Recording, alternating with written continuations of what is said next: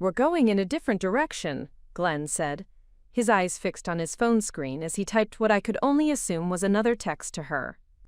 "Sienna brings fresh perspectives that align with our evolving brand vision." I watched through the glass partition as the blonde 20-something adjusted her designer blazer, practicing what looked like a power pose in the reflection of our conference room windows. 6 months later, I would walk through those same doors as the new CEO of Meridian Creative, watching Glenn's face crumble as he realized his mistake had cost him everything. But let me start from the beginning.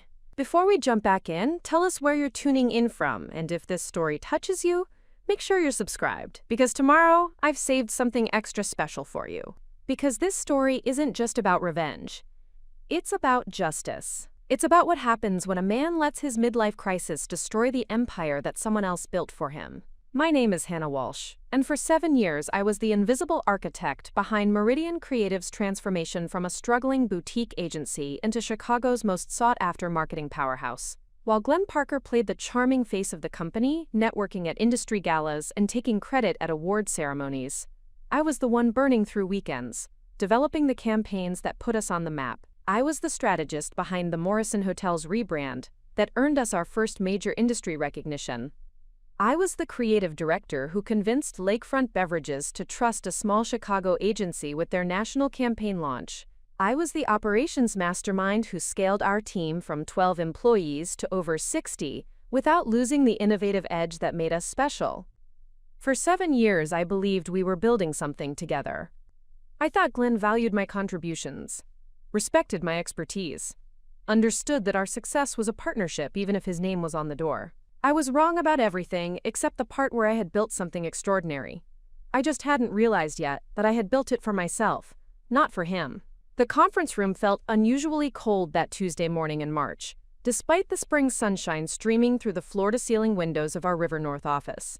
Chicago's skyline stretched endlessly beyond the glass, a reminder of the city we had conquered together through sheer determination and brilliant work. The Willis Tower gleamed in the distance, and I could see the lake shimmering beyond the urban sprawl, the same view that had inspired some of our most creative campaigns. Glenn sat across from me at the polished conference table where we had celebrated so many victories. The table where we had toasted the Morrison Hotel's contract that saved us during our 2nd year. The same surface where we had spread out the creative boards for the Lakefront Beverages campaign that tripled our revenue and established us as serious players in the national market. Every major milestone of our company's growth had been planned, celebrated, or strategized at this very table. But today, the familiar space felt foreign, charged with intention I couldn't quite identify. Glenn's usual confident demeanor seemed strained, and he kept glancing toward the outer office where I could see Sienna Martinez arranging papers at what used to be our intern station. She was young, maybe 25, with the kind of effortless beauty that stops conversations and the eager energy of someone who had never failed at anything because she'd never attempted anything difficult. I had noticed Glenn paying increasing attention to Sienna over the past few months since we'd hired her as a junior account coordinator. What had started as mentoring sessions had evolved into longer lunches, frequent closed-door meetings, and the kind of lingering glances that make everyone in an office uncomfortable. I had assumed it was a harmless flirtation that would burn itself out once Glenn remembered he was a 47-year-old CEO with a reputation to protect. I was naive to think it would stay harmless. "Hannah," Glenn began, his voice carrying that practiced tone he used when delivering difficult news to clients. "I've been doing a lot of thinking about the future direction of Meridian Creative." The words sent a chill down my spine, though I couldn't yet articulate why. Something in his delivery, too formal, too rehearsed, suggested this wasn't going to be a typical strategy session. "Our industry is evolving rapidly," he continued, still not meeting my eyes directly. "Clients are looking for fresh energy, new perspectives, innovative approaches that speak to younger demographics." I felt my stomach tighten. Fresh energy, new perspectives, the corporate euphemisms that usually preceded bad news. "I agree," I said carefully, trying to read his expression. "That's why we've been expanding our digital capabilities and bringing in younger talent like Sienna." Glenn's jaw twitched almost imperceptibly at the mention of her name. "Yes, exactly. Sienna has been incredibly impressive in her first few months here." She has insights into Millennial and Gen Z consumer behavior that could really transform how we approach campaigns. I nodded, though something felt wrong about the direction of this conversation. Sienna was smart and eager, but she was still learning the basics of account management. Her insights consisted mainly of suggesting that every campaign needed more social media integration and influencer partnerships, hardly revolutionary thinking in 2024. She's definitely shown potential, I agreed diplomatically.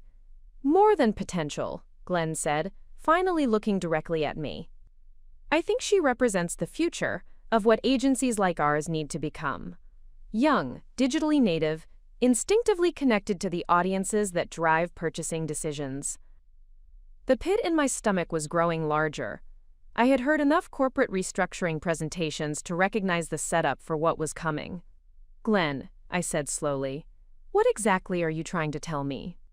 He took a deep breath, straightening his shoulders in the way he did before delivering presentations to difficult clients.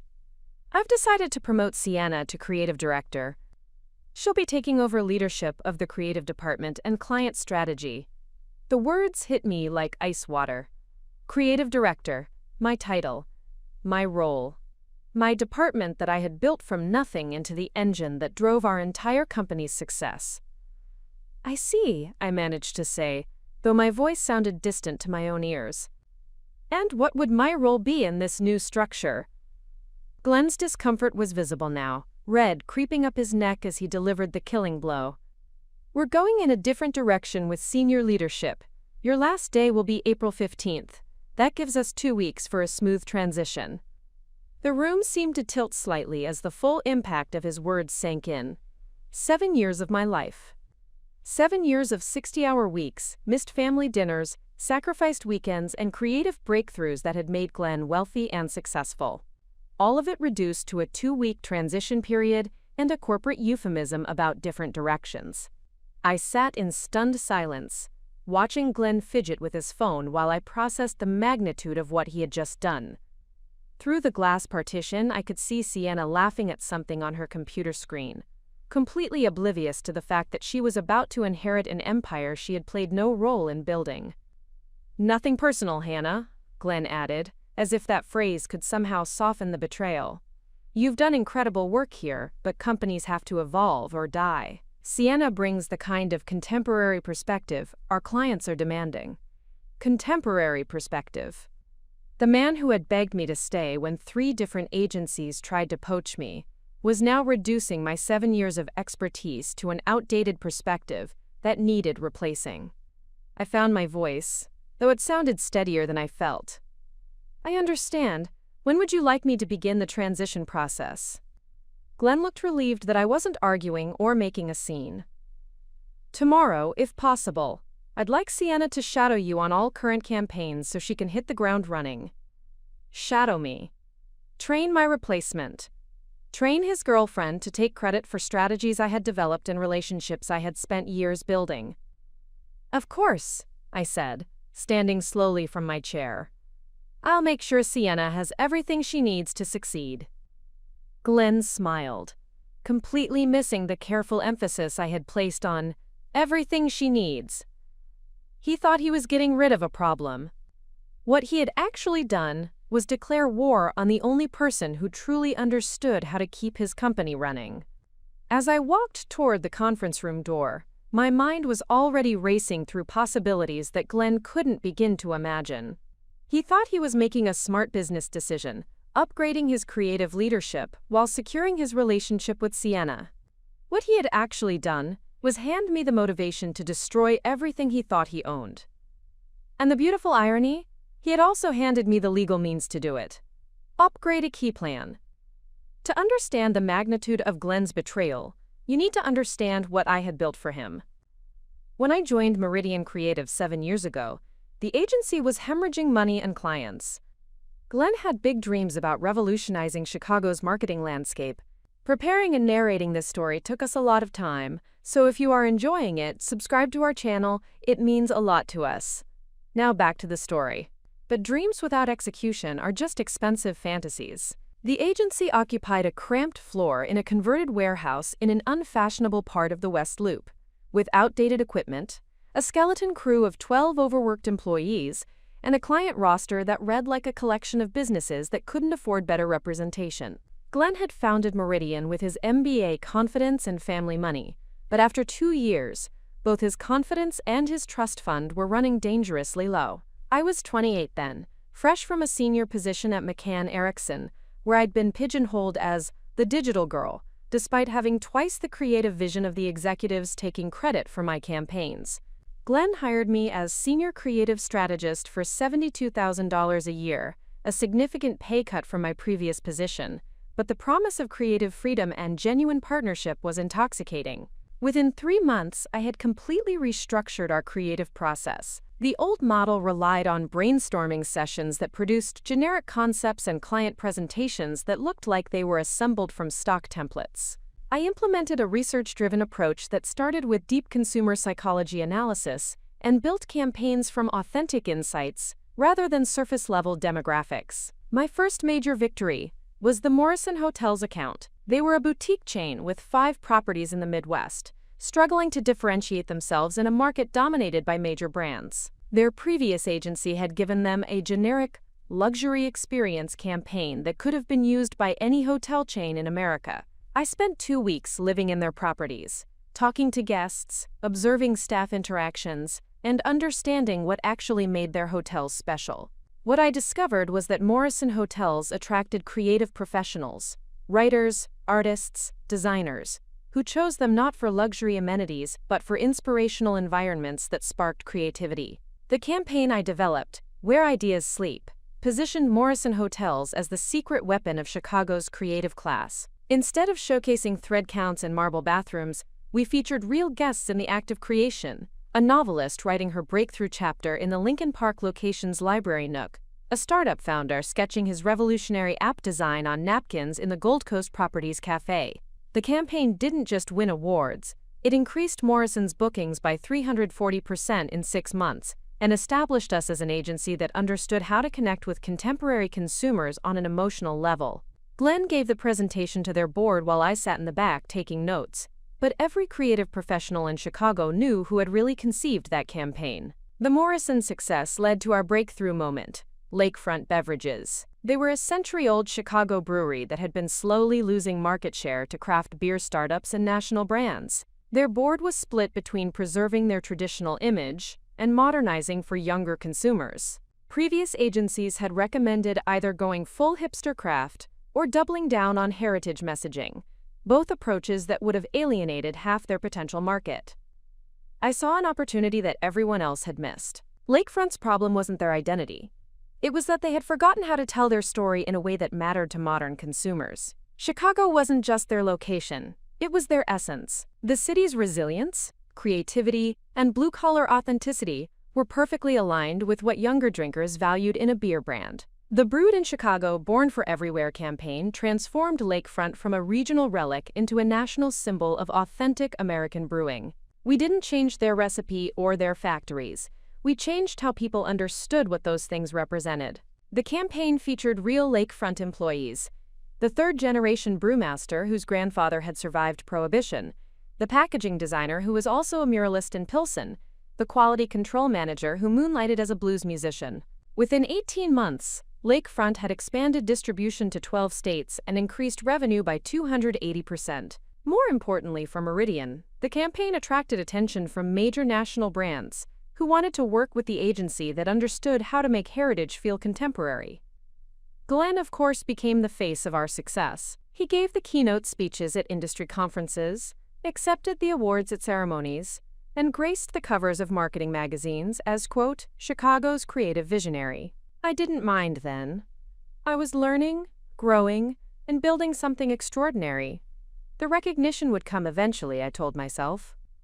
By year 4, I was essentially running creative operations, while Glenn focused on business development and industry networking. We had grown to 35 employees, moved to our current River North offices, and established ourselves as the go-to agency for brands that wanted to connect authentically with younger consumers.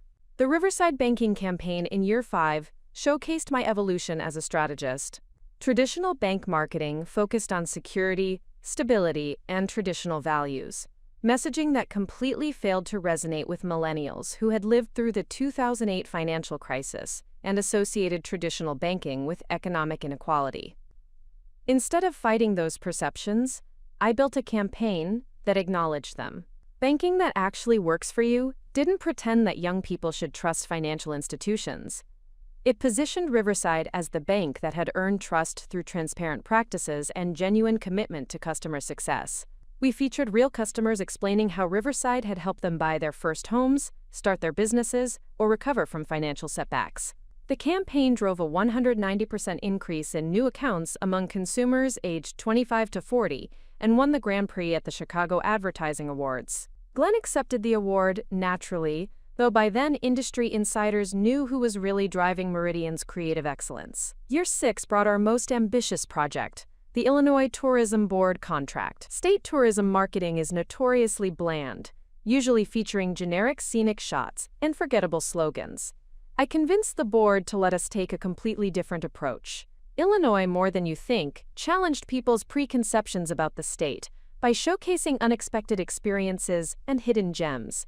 Instead of predictable shots of the Chicago skyline, we featured the underground jazz scene in Peoria, the world-class wineries in the Shawnee Hills, the surprising art installations scattered across rural communities. The campaign generated $47 million in additional tourism revenue and positioned Illinois as a must-visit destination for experience-seeking travelers. More importantly for Meridian, it demonstrated our ability to handle complex, multi-stakeholder projects that required both creative excellence and political sensitivity. Each success built our reputation and Glenn's wealth, but it also built something else: my leverage. Because while Glenn was collecting awards and giving interviews, I was quietly ensuring that my contributions were documented, protected, and legally secured in ways he never bothered to understand. The foundation I had built was about to become the weapon that would destroy him. Contemporary perspective, Glenn repeated, as if saying it again would make the betrayal sound more reasonable. Sienna understands social media culture in ways that our traditional approaches simply can't match. I stared at him across the conference table, watching this man I had spent 7 years making wealthy reduce my expertise to traditional approaches. Traditional. As if the campaigns that had revolutionized how Chicago agencies connected with younger consumers were somehow outdated because they came from someone over 30. The morning sun streaming through our floor-to-ceiling windows cast harsh shadows across Glenn's face, emphasizing the lines around his eyes that he'd been trying to hide with increasingly expensive skincare treatments. At 47, Glenn Parker was fighting a losing battle against time, and apparently he thought firing me and promoting his 25-year-old girlfriend would somehow win him that war. "Glenn," I said carefully, keeping my voice level despite the rage building in my chest, "Sienna has been here for 4 months. She's worked on exactly 2 campaigns, both as a junior team member. Are you seriously suggesting that 4 months of entry-level experience qualifies her to run creative operations for a 60-person agency?" Glenn's jaw tightened, and I saw a flash of something ugly cross his face, the look of a man who knew he was making an indefensible decision but was too proud to admit it. "Experience isn't everything, Hannah. Sometimes fresh eyes see opportunities that experience blinds us to." Fresh eyes. I almost laughed at the euphemism. What Glenn saw when he looked at Sienna wasn't fresh eyes. It was everything he thought he was losing as he approached 50. Youth, beauty, the kind of effortless confidence that comes from never having been told you're not good enough. "I see," I said, my voice growing colder. "And what exactly are these opportunities that my experience has blinded me to?" Glenn shifted uncomfortably in his chair, clearly unprepared for me to challenge his decision with actual questions. "Well, for instance, the Morrison Hotel's renewal. Sienna suggested that we pivot the campaign toward Instagram-friendly experiences and influencer partnerships." I felt something snap inside me. The Morrison Hotel's renewal. The account I had built from nothing, nurtured for 5 years, and grown into a $2.8 million annual contract. The campaign that had established our entire reputation in the hospitality sector. "The Morrison renewal that I've been managing for 6 months?" I asked. "The strategy I developed after conducting focus groups with their target demographic and analyzing booking patterns across all their properties?" The campaign that their CEO specifically requested I personally oversee because of our history together? Glenn's face reddened slightly. Yes, well, Sienna brings a different energy to client relationships. Different energy. There it was, the real reason behind this decision, barely disguised beneath corporate speak. Glenn wasn't promoting Sienna because she was more qualified. He was promoting her because she made him feel young, powerful, and desirable in ways that my competence and professionalism never could. I have to ask, I said, leaning forward slightly. Have you discussed this transition with any of our major clients? Morrison Hotels, Lakefront Beverages, Riverside Banking. They all have contractual clauses requiring specific personnel on their accounts. Glenn's expression shifted, and I could see that he hadn't considered this complication. Of course he hadn't. Glenn had always been better at grand gestures than details, which was why he needed someone like me to handle the actual business of running a successful agency. I'm sure they'll adjust, he said, though his voice lacked conviction, once they see what Sienna can bring to their campaigns. What Sienna can bring, I repeated slowly. Glenn, 3 of our top 5 clients specifically requested that I remain their primary strategic contact. Morrison Hotels' CEO told me last month that working with me was the best decision his company had made in the past decade. Are you planning to explain to him that you're replacing me with someone who's never managed a client relationship larger than $50,000? Glenn's discomfort was becoming more obvious by the minute. He kept glancing toward the outer office where Sienna was visible through the glass partition, as if her presence could somehow justify what he was doing. Look, Hannah, he said, his tone becoming more defensive. I know this seems sudden, but I've been thinking about this for months. The industry is changing rapidly, and we need to stay ahead of those changes. Months. He'd been planning this betrayal for months while I worked overtime to secure our biggest client renewals, while I developed the strategies that would carry us through the next year, while I trusted him as a partner instead of recognizing him as a threat. The industry is changing, I agreed. That's why we've increased our digital capabilities by 400% over the past 2 years. That's why we've hired 6 new employees under 30 in the past year alone. That's why we've developed proprietary analytics tools that our competitors are trying to replicate. Yes, but that's also why, I continued, my voice growing sharper, our revenue has increased 67% since last year, why we've won more industry awards than any other Chicago agency, and why clients are signing longer contracts with higher retainers. Glenn fell silent, unable to argue with the numbers because the numbers were irrefutable. Meridian Creative was more successful than it had ever been, and everyone in the industry knew that success was built on my strategies, my client relationships, and my ability to translate cultural trends into profitable campaigns. Sometimes, Glenn said finally, business decisions aren't just about current performance. They're about positioning for future growth. Future growth. As if the woman who had grown his agency from 12 employees to 60, from regional obscurity to national recognition, couldn't be trusted with the future she had already been building. I stood slowly, smoothing my skirt and gathering my dignity around me like armor. Through the glass partition, I could see Sienna laughing at something on her phone, completely oblivious to the conversation that was reshaping both our futures. When would you like me to start the transition? I asked, my voice professionally neutral despite the storm raging inside me. Glenn looked relieved that I wasn't arguing further. If possible, I'd like Sienna to begin shadowing you tomorrow. 2 weeks should be enough time to bring her up to speed on your current projects. 2 weeks. 7 years of expertise, client relationships, and institutional knowledge compressed into a 2-week crash course for someone whose primary qualification was her ability to make my boss feel young again. Of course, I said, moving toward the door. I'll make sure Sienna gets everything she needs to succeed.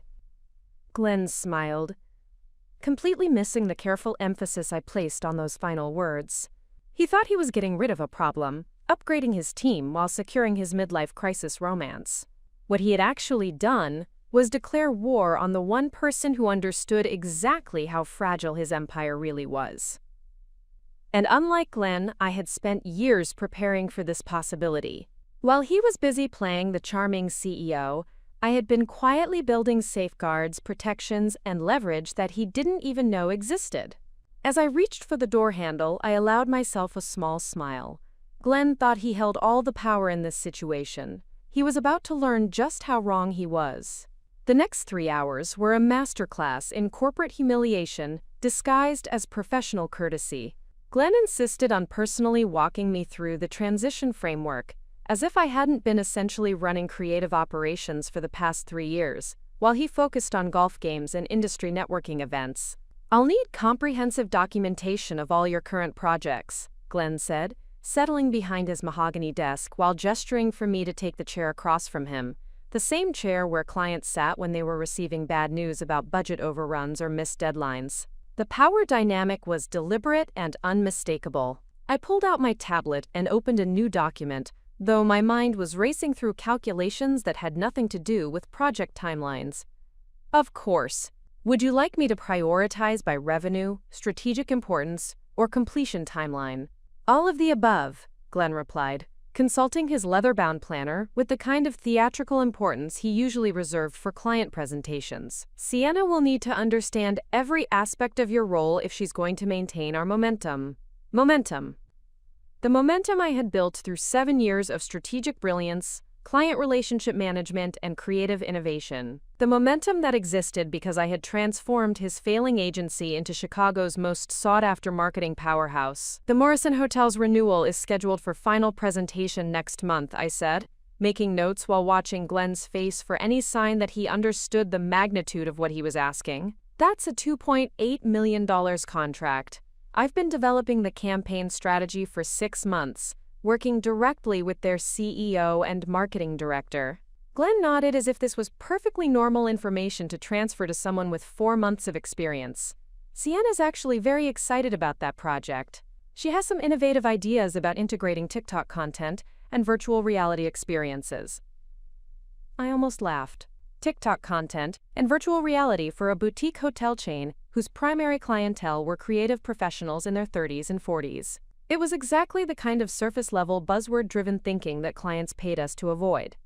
"I'm sure she does," I managed to say. "The Lakefront Beverages campaign is also in active development.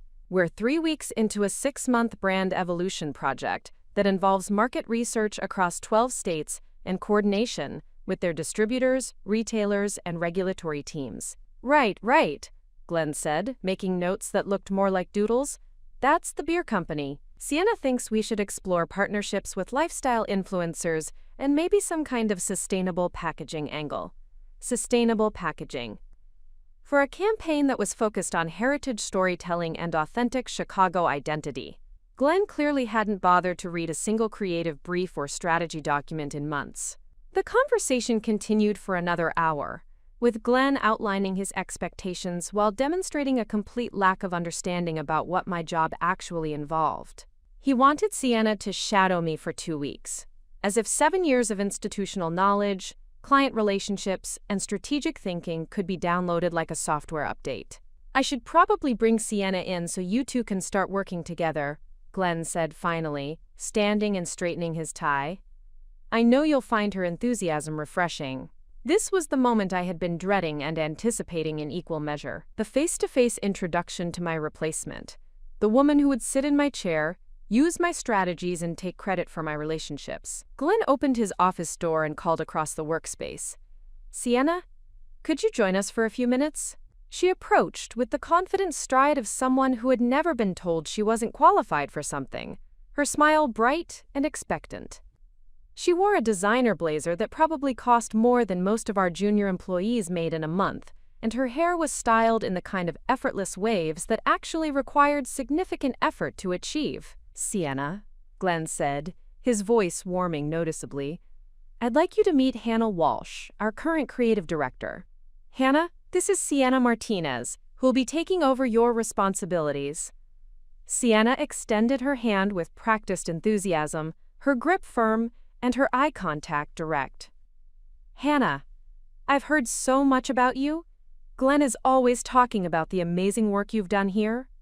Her smile seemed genuine, and her enthusiasm appeared authentic. Under different circumstances, I might have liked her.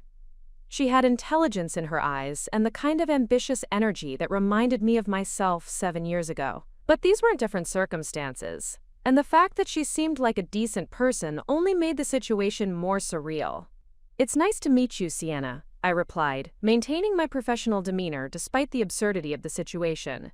I look forward to working with you over the next 2 weeks. I'm so excited to learn from you, she said, her enthusiasm seemingly genuine. I know I have enormous shoes to fill, but Glenn has so much confidence in my ability to bring fresh energy to the team. Enormous shoes to fill. Fresh energy. The corporate buzzwords that would apparently justify replacing 7 years of proven excellence with 4 months of eager inexperience. I'm sure you'll do wonderfully, I said, though I suspected we had very different definitions of what doing wonderfully would look like. Why don't we start by reviewing your current understanding of our major client accounts? For the next hour, I watched Sienna demonstrate exactly how unprepared she was for the role Glenn was handing her. She confused Morrison Hotels with Marriott, thought Lakefront Beverages was a startup rather than a century-old brewery, and suggested that Riverside Banking needed to quote crypto-friendly messaging, despite their target demographic being risk-averse professionals seeking traditional financial stability. Glenn sat through this display with the expression of a man who was willfully blind to obvious reality, occasionally nodding as if Sienna's suggestions made perfect sense instead of revealing fundamental misunderstandings about every aspect of our business. As the meeting concluded and Sienna returned to her desk, Glenn turned to me with satisfaction written across his face. "See," he said. "I told you she brings fresh perspectives. Sometimes experience can actually be a limitation when you're trying to innovate." I nodded politely, though inside I was calculating exactly how long it would take for those fresh perspectives to destroy everything I had built.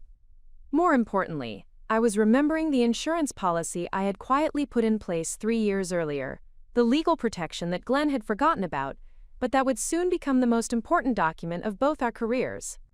Glenn thought he was upgrading his leadership team. What he had actually done was hand me the perfect justification for the nuclear option I had hoped never to use.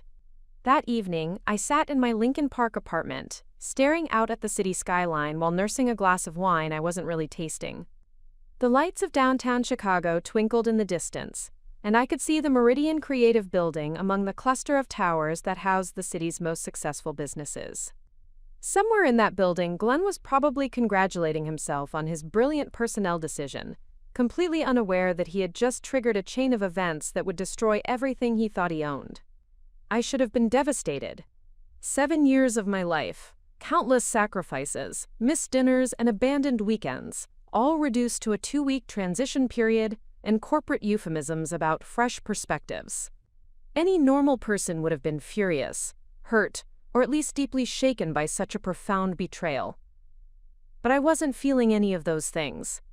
Instead, I felt something much more dangerous: absolute clarity. Glenn thought he was disposing of an employee who had outlived her usefulness. What he had actually done was betray someone who possessed intimate knowledge of every weakness in his operation, every secret that kept his company profitable, and every relationship that generated revenue. More importantly, he had betrayed someone who held legal leverage he had completely forgotten about. I walked to my home office and opened the secure filing cabinet where I kept my most important documents. There, in a folder labeled Meridian Restructuring 2021, was the agreement that would change everything. I pulled out the contract and spread it across my desk, reading through clauses I had memorized but hadn't looked at in almost 2 years. 3 years ago, Meridian Creative had faced its most serious financial crisis. The Illinois Tourism Board had pulled their contract after a political scandal involving their previous director, and suddenly we were looking at a $3.8 million revenue shortfall with no clear path to recovery. 2 major clients had delayed their renewals pending the outcome of our financial situation, and 3 of our best employees had started exploring opportunities with competitors. Glenn had been on the verge of bankruptcy, both corporate and personal. He had leveraged his family's money to keep the agency afloat during its early years, and now he was facing the prospect of losing everything his grandfather had built. The bank was threatening to call in our business loans, our landlord was demanding 6 months' rent in advance, and our largest client was questioning whether we would still be in business to fulfill their contract. That's when I made an offer that saved Glenn's company and, unknown to him at the time, gave me complete control over his future. I had offered to personally guarantee the company's financial obligations using my own assets as collateral. At 32, I didn't have $3.8 million in liquid assets, But I had something almost as valuable, a family trust fund I had inherited from my grandmother, plus investment accounts I had been carefully building since college. Combined with my salary history and credit rating, I could secure the guarantees needed to keep Meridian operational. But I wasn't naive enough to take on that kind of financial risk without protecting myself. The arrangement I negotiated was complex, but elegant. I would guarantee the debt, preventing bankruptcy and keeping the company operational.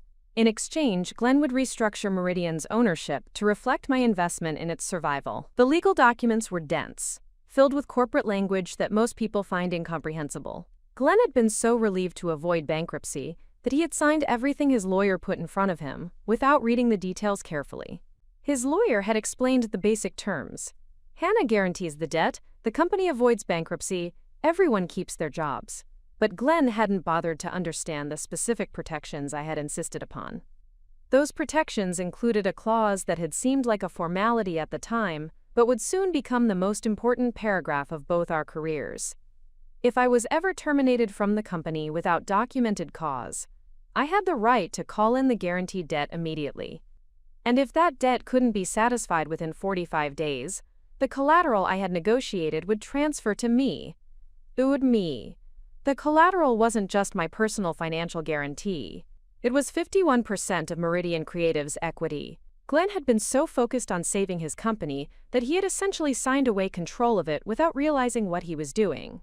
For 3 years, that clause had sat dormant in our corporate documents, an insurance policy I hoped I would never need to activate. Now, as I read through the legal language that would soon turn Glenn's life upside down, I felt a calm satisfaction settle over me. I wouldn't need to engage in any kind of unethical behavior or corporate sabotage. I would simply exercise my legal rights under a contract he had willingly signed. I reached for my phone and scrolled to a contact I hadn't called in months.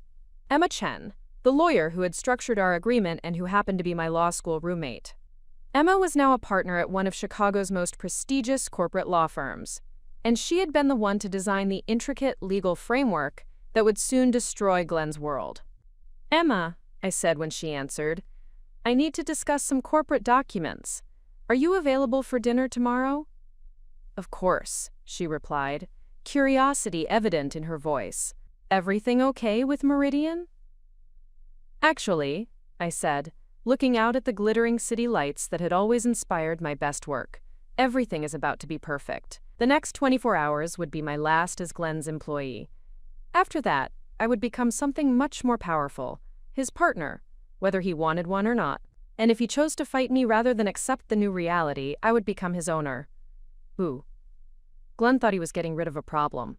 What he had actually done was wake up the one person who could take everything he had ever built. I closed the contract file and walked back to my window, wineglass in hand. Tomorrow would begin the most important negotiation of my career, and for the first time in 7 years, I would be negotiating from a position of absolute strength. Glenn Parker was about to learn that the most expensive mistake of his life wasn't hiring his girlfriend. It was underestimating mine.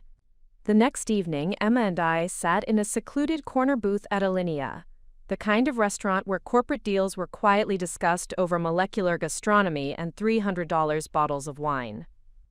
The dining room hummed with the low conversations of Chicago's business elite, and I knew that within weeks, some of these same people would be talking about what was about to happen at Meridian Creative.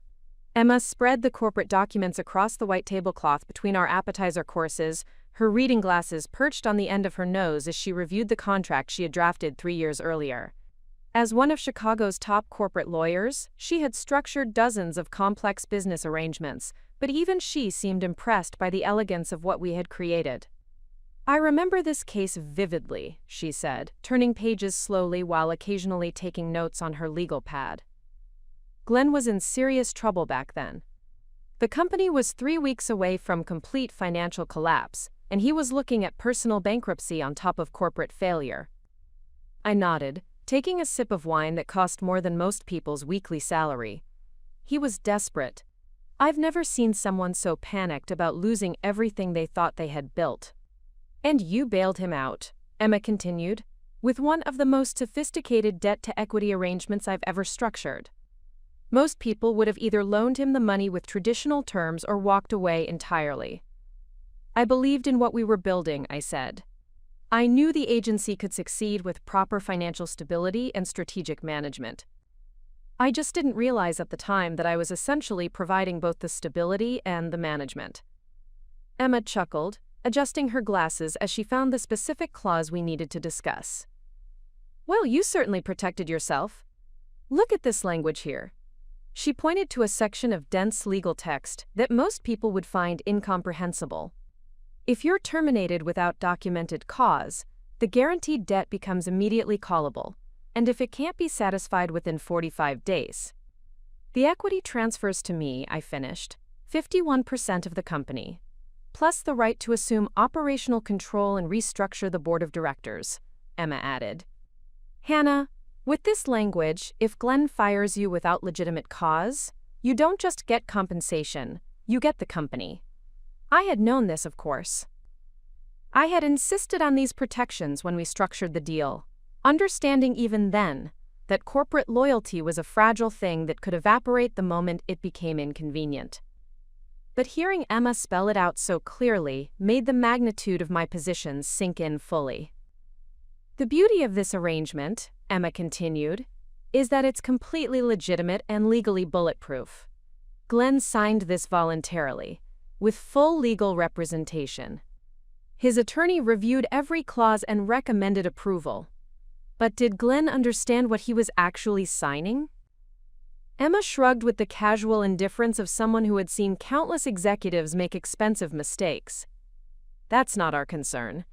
He had competent counsel, and the terms are clearly stated. Corporate executives are expected to understand the documents they sign, and ignorance isn't a legal defense when you're making binding agreements. We spent the next hour going over the mechanics of executing the clause. The process was straightforward but required precise timing. Emma would file a formal notice of debt acceleration with Meridian's registered agent, giving Glenn 45 days to satisfy the full amount of my guarantee.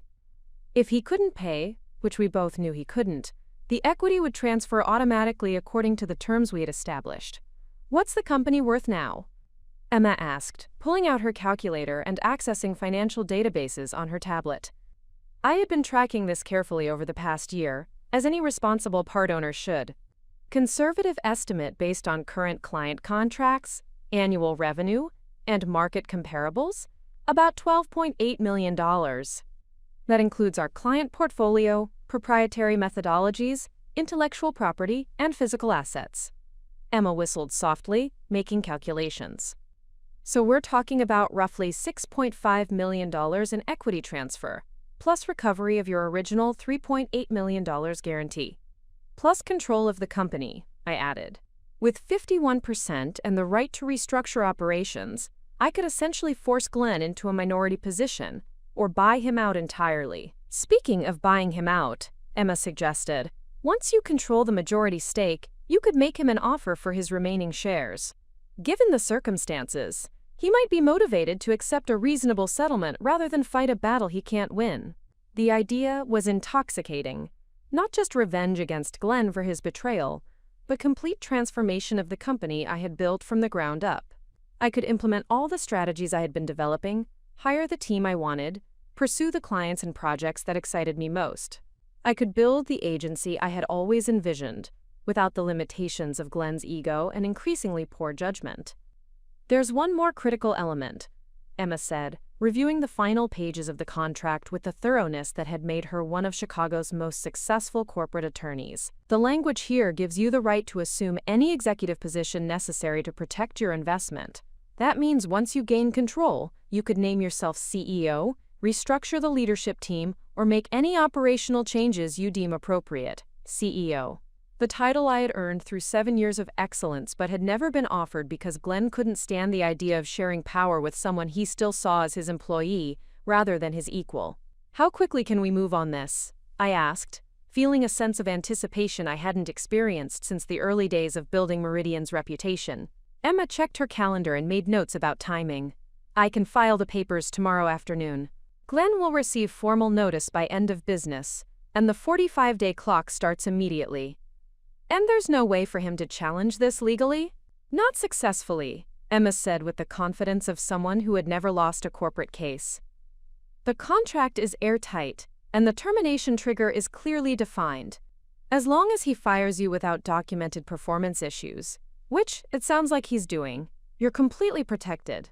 I leaned back in my chair, feeling a sense of calm determination settle over me like armor. Glenn thought he was upgrading his creative team and securing his relationship with Sienna.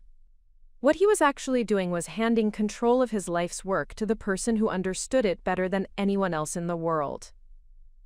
"Do it," I said, raising my wine glass in a toast to the future. "File the papers tomorrow." Emma smiled, gathering the documents with the satisfaction of a lawyer who is about to execute a perfect legal strategy. "You know, Hannah, in 20 years of corporate law, I've never seen someone play the long game quite like this." "I didn't plan it this way," I replied honestly. "I just wanted to protect myself and ensure the company's success. Glenn chose to make this personal." "Well," Emma said, clinking her glass against mine, "here's to the most expensive girlfriend in Chicago corporate history." Tomorrow, Glenn Parker would learn that some decisions carry consequences far beyond what we can imagine. And I would begin the process of claiming everything I had spent 7 years building. The next morning, I arrived at Meridian Creative with a sense of purpose that felt almost electric. Everything looked exactly the same. The bustling reception area with its award-winning design, the familiar faces of colleagues who had no idea their world was about to shift dramatically, the gleaming company logo that Glenn had spent $80,000 redesigning just last year to reflect our evolved brand identity. But I wasn't the same person who had walked through these doors yesterday morning. 24 hours ago, I had been Hannah Walsh, creative director, preparing to train my replacement and quietly exit the company I had built. Today, I was Hannah Walsh, soon-to-be majority owner, preparing to reclaim everything that was rightfully mine. I settled into my morning routine, checking client emails and reviewing campaign metrics, while keeping one eye on Glenn's corner office. He was already in, probably planning how to announce Sienna's promotion to the team and crafting whatever corporate messaging would explain my sudden departure. He had no idea that in approximately 6 hours, his comfortable world of unchallenged authority would come crashing down around him. At 10:15 a.m., my phone buzzed with a text from Emma. "Documents filed. Process server scheduled for 3 p.m. The die is cast." I smiled, sliding my phone back into my purse. Glenn was probably in his office right now, congratulating himself on his brilliant personnel decision. He might even be planning a celebratory dinner with Sienna, toasting their successful removal of the outdated creative director who had been standing in the way of their vision for the company's future. He had no idea that the foundation of his empire was about to crumble beneath his feet. I spent the morning in meetings with clients, conducting business as usual while internally counting down to the moment when everything would change. The Morrison Hotels team called to finalize details for next month's campaign presentation, and I found myself taking exceptionally detailed notes, not for Sienna's benefit, but because I would likely be the one managing that relationship for years to come. "Hannah," said Jennifer Morrison, the hotel chain's marketing director, "I have to tell you, working with you has been transformational for our brand. I hope we'll continue this partnership for many years." "I hope so too," I replied, meaning it more than she could possibly understand. "I'm very committed to seeing your brand reach its full potential."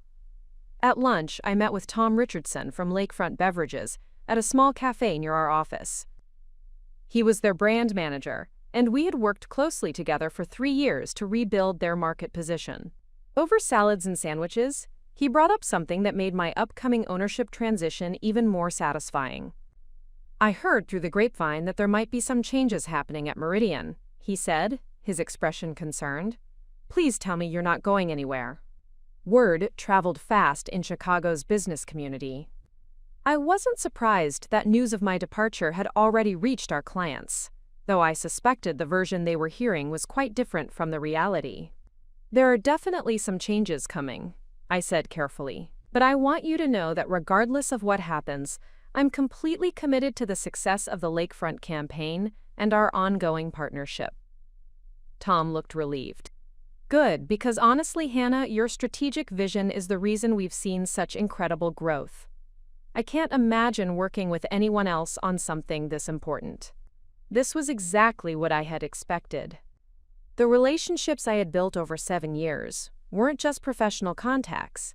They were partnerships based on trust, proven results, and deep understanding of each client's unique challenges. Sienna might be able to smile her way through a presentation, but she couldn't replicate the expertise and relationship history that my clients valued most. "I appreciate that confidence," I said. "And I want you to know that whatever changes occur at Meridian, I'll make sure the lakefront account receives the attention and expertise it deserves." Tom studied my face, clearly picking up on subtext he couldn't quite identify. "Hannah, is everything okay? You seem different today. More confident, if that's possible." I was different today. Yesterday I had been an employee facing termination. Today I was a strategist preparing to claim control of my destiny. "Everything's more than okay," I assured him. "Actually, I think everything is about to become much better than okay." After lunch, I returned to the office and settled in to wait. The afternoon crawled by with agonizing slowness as I watched Glenn move through his usual routine. Client calls, team meetings, the kind of high-level strategizing that mostly involved other people implementing ideas he took credit for. At 2:55 p.m., I saw a man in a dark suit step off the elevator and approach our reception desk. He was carrying a leather portfolio and had the professional demeanor of someone who delivered important documents for a living. Our receptionist, Jody, spoke with him briefly before pointing toward Glenn's corner office. The process server had arrived. I watched through the glass partition as the man knocked on Glenn's door, waited for permission to enter, then disappeared inside. The conversation was brief, maybe 4 minutes, before the man emerged and walked back toward the elevators, with the satisfied air of someone who had completed an unpleasant but necessary task. Glenn's office remained quiet for several long minutes.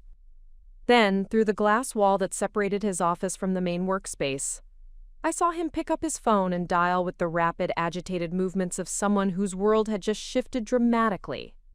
His lawyer, I assumed. The first call anyone makes when they're served with legal papers they don't understand. 25 minutes later, Glenn emerged from his office, his face flushed and his usually perfect hair slightly disheveled. He looked around the workspace with the confused expression of someone whose reality had just been fundamentally altered, as if he was seeing his own company for the first time. His eyes found mine through my office window, and for a moment we stared at each other across the 40 feet of open space that separated us.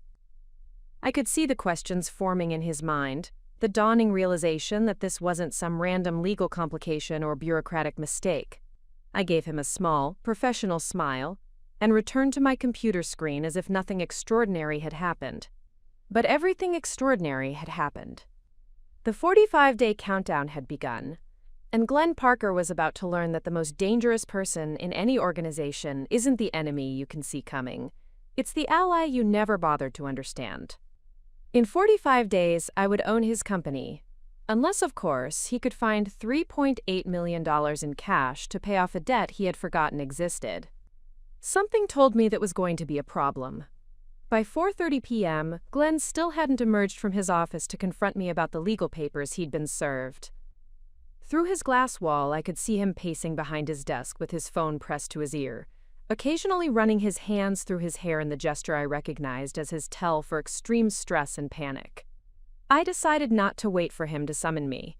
Instead, I gathered my files, knocked on his doorframe, and entered his office with the same professional demeanor I had maintained for 7 years. "Do you have a minute to discuss the transition timeline?" I asked, settling into one of the leather chairs facing his desk, as if this were just another routine meeting. Glenn ended his phone call abruptly and stared at me with the expression of a man who had just realized he was swimming in shark-infested waters. The legal documents were spread across his normally pristine desk-like evidence at a crime scene, and I could see that he had been making frantic notes in the margins.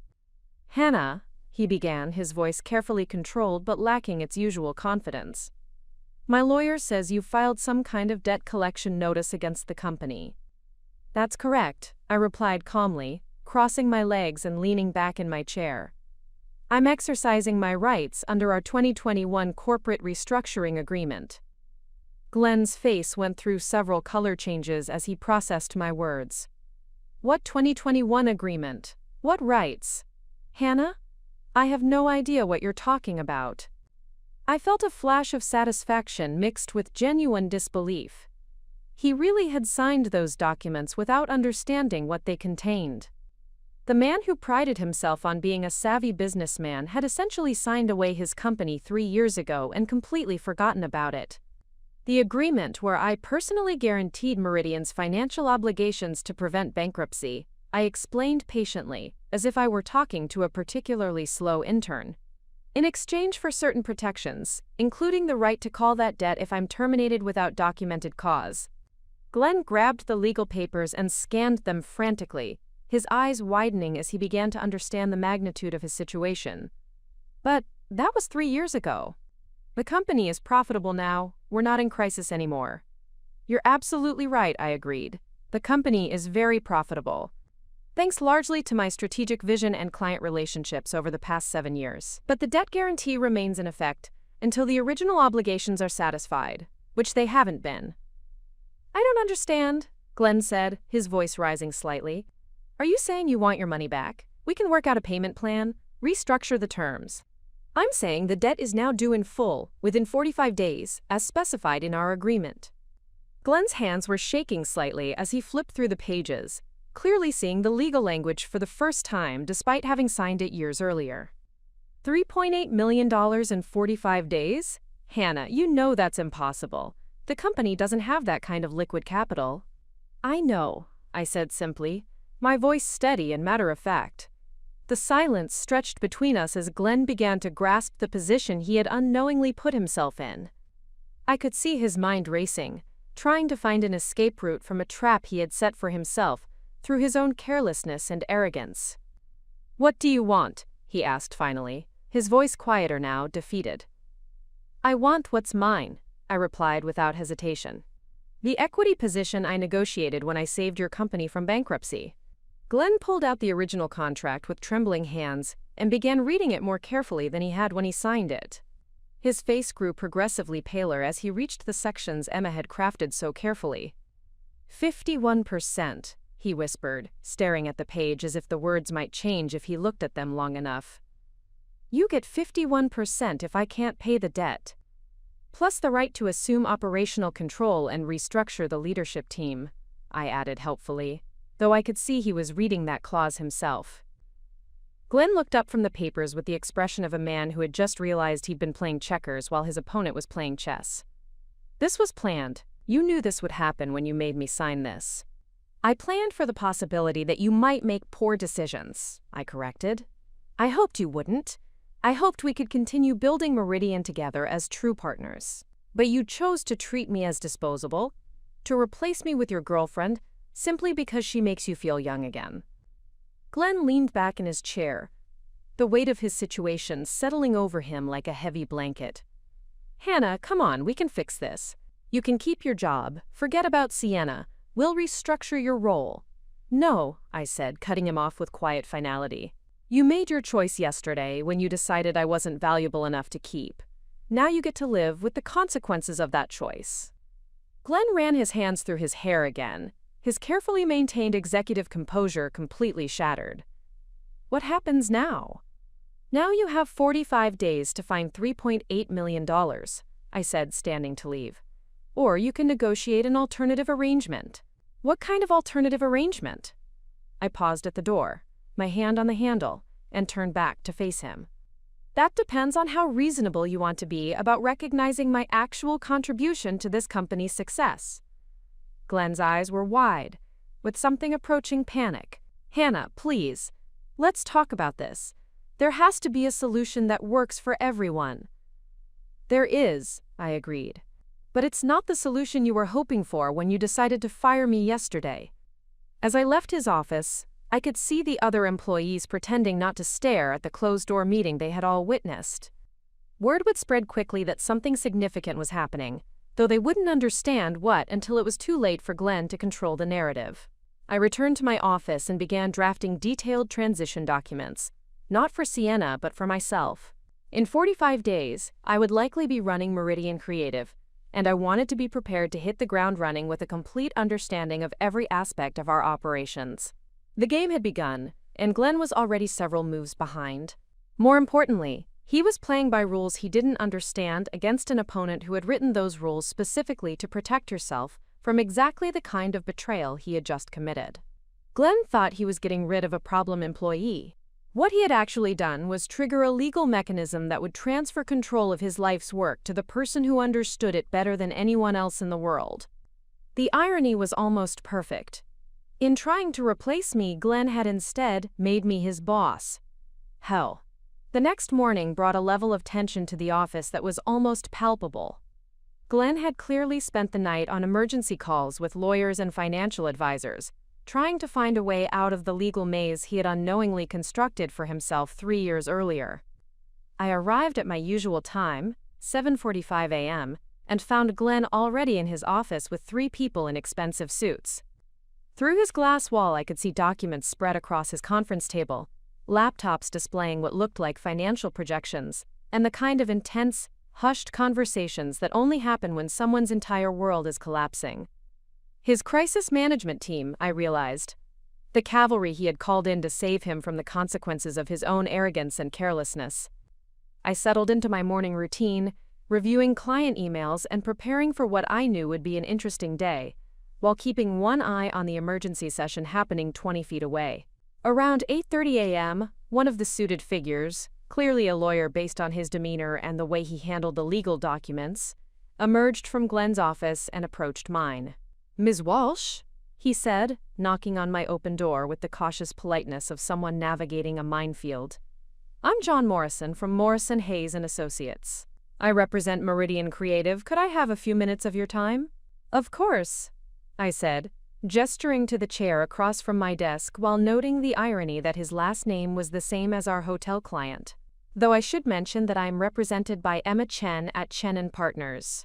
Morrison nodded, settling into the chair with the careful movements of someone who clearly understood he was dealing with a much more sophisticated situation than his client had initially described. "I understand you've filed a debt acceleration notice against the company." "That's correct. Mr. Parker is hoping we can reach some kind of accommodation that works for all parties involved." I leaned back in my chair, studying Morrison's face. He had the tired, slightly exasperated look of a competent lawyer who had been briefed on a situation that made no sense from his client's perspective, because his client had made decisions without understanding their legal implications. "What kind of accommodation are you envisioning?" "Well," Morrison said carefully, pulling out a legal pad covered with notes, "perhaps we could restructure the original agreement, extend the payment timeline, adjust the interest terms, maybe find a way to convert some of the debt to equity in a more gradual fashion." "The original agreement already specifies the terms for this exact situation," I replied calmly. "I'm simply following the contract as written and signed." Morrison shifted uncomfortably, clearly recognizing that he was dealing with someone who had thought this through much more carefully than his client had. "Ms. Walsh, surely we can find a solution that doesn't involve such drastic consequences for the company's operations?" I almost felt sorry for him. Morrison was obviously a skilled corporate lawyer stuck representing a client who had made an incompetent decision years earlier and was now facing the entirely predictable consequences. "Mr. Morrison," I said, "I'm not the one who created this situation. Your client signed a legally binding agreement after receiving competent legal counsel. If he's unhappy with the consequences, perhaps he should have read the contract more carefully before signing it. But certainly you understand that forcing a debt payment of this magnitude could seriously damage the company's operations, potentially affecting dozens of employees and client relationships." "Yes," I interrupted, "I understand that perfectly. I also understand that Mr. Parker was perfectly willing to damage the company's operations yesterday, when he decided to fire the person who built most of those operations and client relationships."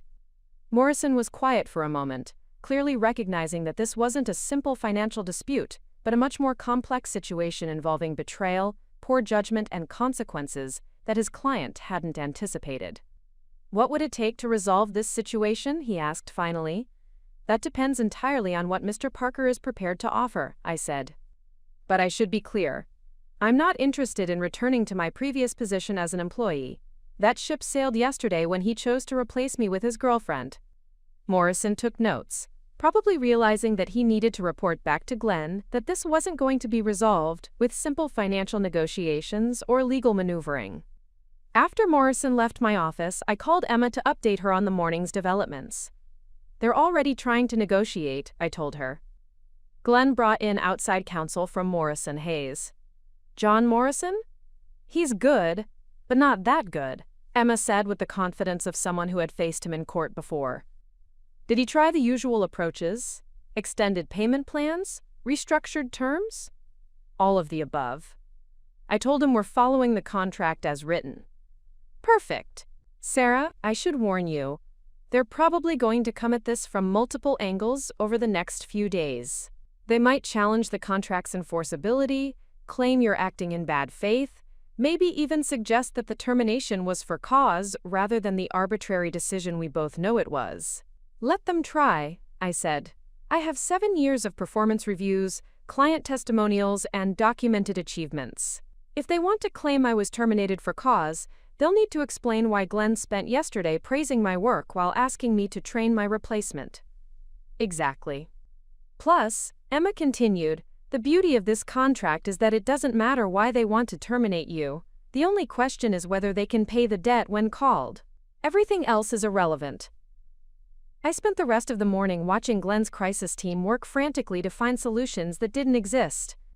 Through his glass wall, I could see them making phone calls, reviewing financial documents, and having the kind of intense discussions that only happen when intelligent people realize they're dealing with an impossible situation. Around 11 a.m., I received a call that made my day even more interesting. It was Jennifer Morrison from Morrison Hotels, our largest client. "Hannah," she said, her voice concerned, "I'm hearing some disturbing rumors about changes at Meridian. Please tell me you're not leaving." "There are definitely some significant changes happening," I said carefully. "But I want you to assure you that regardless of what occurs, I'm completely committed to the success of our partnership and the upcoming campaign launch." "Good, because I have to be honest. Your strategic vision and account management are the primary reasons we've had such incredible results. I can't imagine working with anyone else on something this important to our brand." This was exactly what I had expected, and it was probably being repeated by every major client as word of my departure spread through Chicago's business community. The relationships I had built weren't just professional contacts, they were partnerships based on trust, proven results, and deep understanding of each client's unique challenges and goals. "I appreciate that confidence," I said, "and I want you to know that whatever changes occur at Meridian, our partnership will continue to receive the attention and expertise it deserves." Jennifer was quiet for a moment. "Hannah, can I ask what's really going on? This doesn't sound like a normal transition." "Let's just say," I replied carefully, "that some people are about to learn the difference between owning a company and actually running it." By lunchtime, Glenn's legal team was still huddled in his office, probably realizing that they were dealing with a contract so airtight that their only hope was to convince me to accept terms more favorable than what I had already negotiated for myself. The 45-day countdown was in effect, and Glenn Parker was discovering that the most expensive decision of his life wasn't hiring his girlfriend. It was underestimating the woman he thought he could simply discard. Over the next week, I watched with fascination as Glenn's perfectly ordered world began to unravel thread by thread. The irony was exquisite. For 2 weeks, I was supposed to be training Sienna to take over my responsibilities, but instead I had a front-row seat to observe the systematic collapse of everything Glenn thought he controlled. Sienna, bless her heart, was completely oblivious to the legal earthquake happening around her. She approached her new role with the kind of eager enthusiasm that comes from never having failed at anything difficult, mainly because she'd never attempted anything difficult. While Glenn huddled with lawyers and frantically searched for emergency funding, Sienna was busy redecorating my office and planning what she called creative innovation sessions. "Hannah," she said on Thursday morning, settling into my office with a notebook covered in colorful sticky tabs, "I've been thinking about how we can modernize our approach to client relationships. What if we started doing all our presentations through Instagram stories? And maybe we could get some of our clients to do TikTok challenges." I looked up from the Morrison Hotel's renewal strategy I was reviewing, the $2.8 million contract that would likely be mine to manage in a few weeks. "That's an interesting idea, Sienna. Have you discussed this with the Morrison Hotel's team?" They might have thoughts about whether TikTok challenges align with their brand positioning. Sienna's face brightened with the confidence of someone who had never had an idea challenged by actual market research. Oh, I'm sure they'll love it once they see how much engagement we can generate. Everyone wants to go viral, right? I managed not to laugh. Morrison Hotel's target demographic was creative professionals in their 30s and 40s who valued sophisticated experiences and authentic environments. The idea of asking them to participate in TikTok challenges was so fundamentally misaligned with their brand identity that it would probably end the relationship immediately. You should definitely present that to them, I said encouragingly. I'm sure they'll have strong reactions. While Sienna planned her social media revolution, Glenn's situation was becoming more desperate by the day. Through his glass wall, I could see him taking increasingly frantic phone calls, probably reaching out to every potential investor, lender, or financial connection he had ever cultivated. The problem was simple. Meridian Creative was successful, but like most agencies, our success was built on client relationships and intellectual capital rather than liquid assets. We had steady cash flow, valuable contracts, and a strong market position, but we didn't have $3.8 million sitting in a checking account. That kind of money was tied up in operations, salaries, office space, and the kind of long-term investments that make a company profitable over time. On Friday afternoon, I received a call that confirmed what I had been expecting. It was Tom Richardson from Lakefront Beverages, and his voice carried the kind of concern that comes from hearing disturbing rumors about your most important vendor. Hannah, he said without preamble, I'm getting some conflicting information about what's happening at Meridian. Our contact at Morrison Hotels mentioned that there might be some kind of management transition, but then I heard from someone at Riverside Banking that you might be leaving entirely. Can you help me understand what's actually going on? This was the moment I had been preparing for. The moment when Glenn's decision to fire me would start affecting the client relationships that generated our revenue. There are definitely some significant changes happening, I said carefully. But I want to assure you that the Lakefront campaign remains my top priority, regardless of what structural changes occur at the agency level. Hannah, I need to be direct with you, Tom said. Your strategic vision is the reason we've seen such incredible results over the past 3 years. If you're leaving Meridian, we need to discuss whether our contract should follow you. I felt a surge of satisfaction. This was exactly what I had hoped would happen, and exactly what Glenn had been too arrogant to anticipate. I appreciate that confidence more than you know, I replied. And I want you to know that regardless of what title appears on my business card, I'm personally committed to seeing the Lakefront brand reach its full potential.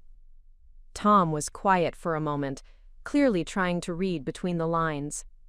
Hannah, are you telling me that you might be staying at Meridian in a different capacity? Let's just say, I said, that reports of my departure may have been greatly exaggerated. After I hung up, I made similar calls to 3 other major clients, essentially conducting a very diplomatic form of client retention that would ensure our biggest accounts remained secure, regardless of what happened with Glenn's desperate attempts to find emergency funding. By Monday of the second week, the cracks in Glenn's facade were becoming impossible to hide. His usual confident demeanor had been replaced by the hollow-eyed look of someone who wasn't sleeping well, and his perfectly groomed appearance was showing signs of strain.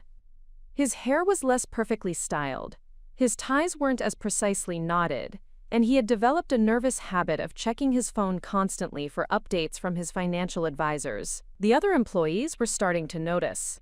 I could see them whispering in small groups, speculating about the closed-door meetings, intense phone calls that had become Glenn's constant companions.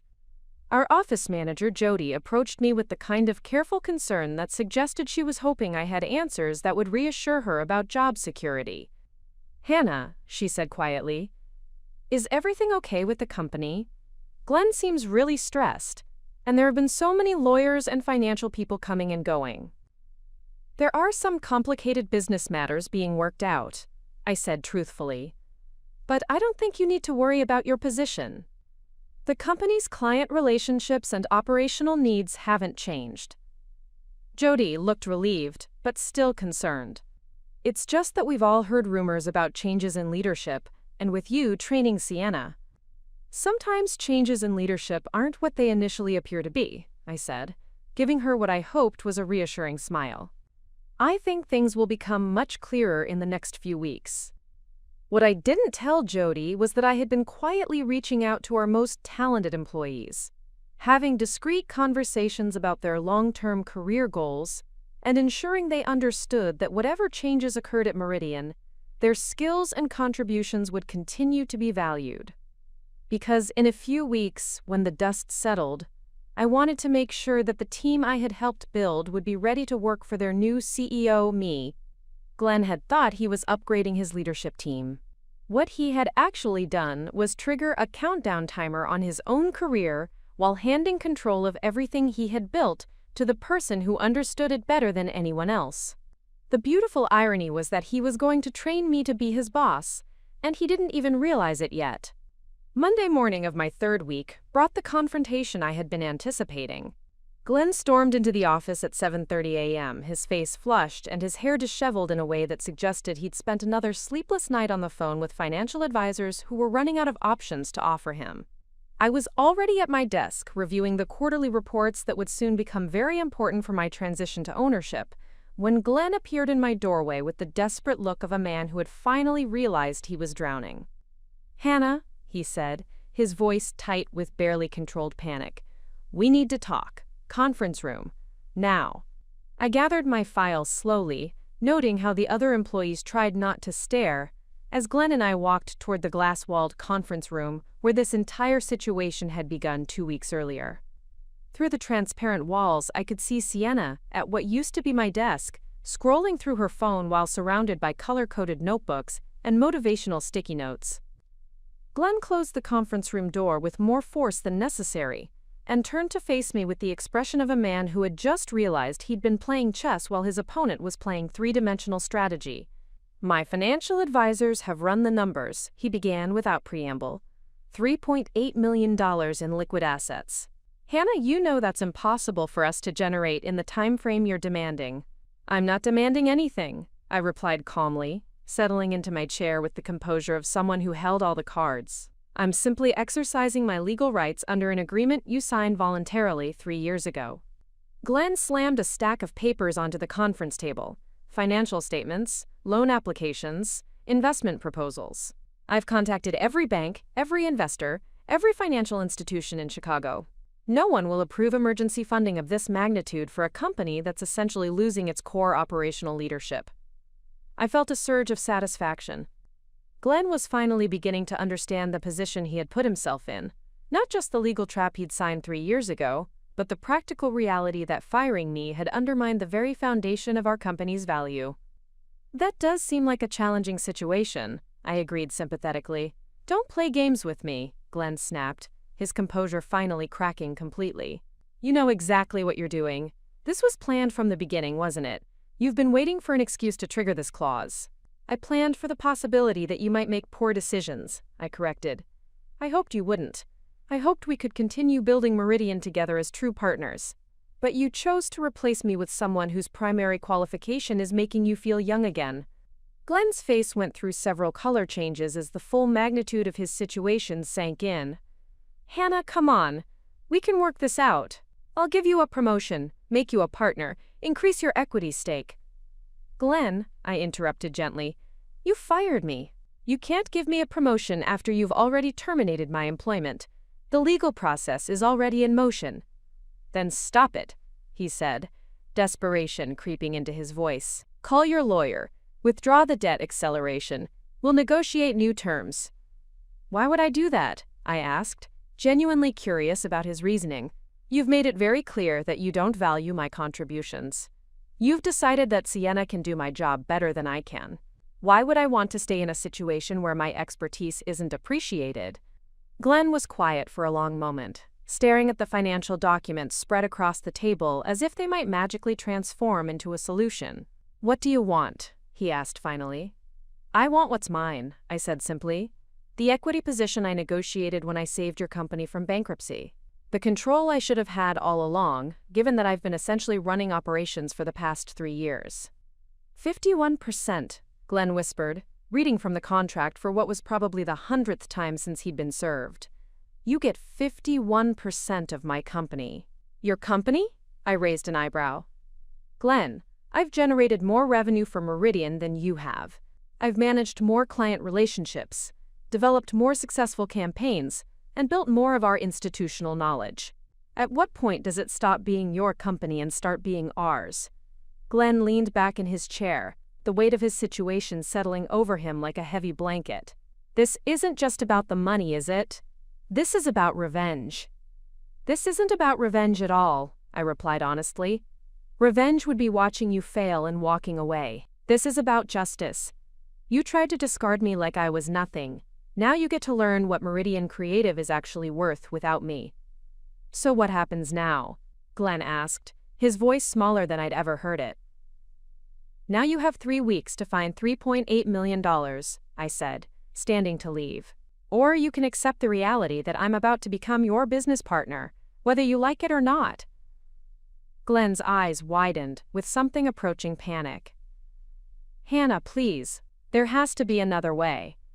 I'll fire Sienna. I'll restructure the entire company. I'll do whatever you want. 3 weeks ago that might have been enough, I said, pausing at the door. But you made your choice. You decided I was disposable.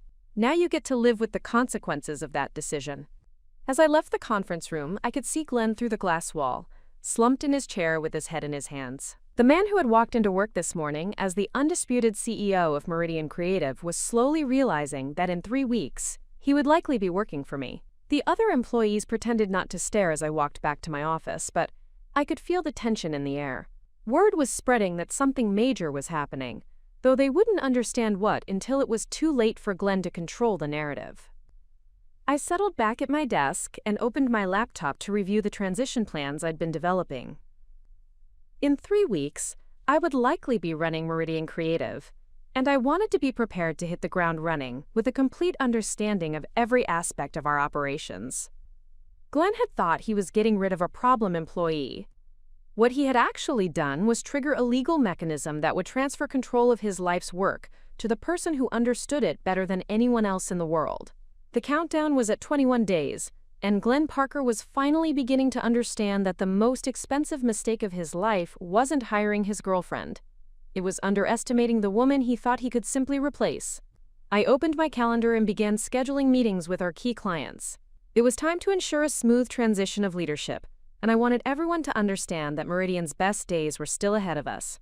Under new management, of course. That afternoon brought the moment I had been waiting for. The full revelation of just how completely Glenn had trapped himself. At 2:30 p.m., he emerged from his office and approached mine with the hollow-eyed look of someone who had just finished a conversation that changed everything. Hannah, he said, his voice barely above a whisper, I need to understand something.